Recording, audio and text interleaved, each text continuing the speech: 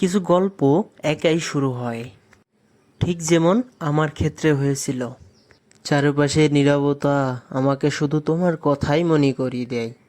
আর এভাবে বিষণ্ণতায় আমার দিন কাটতে থাকে।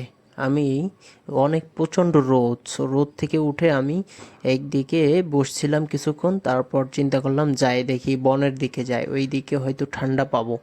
সো আমি তখন ওইখান থেকে রওনা দিই।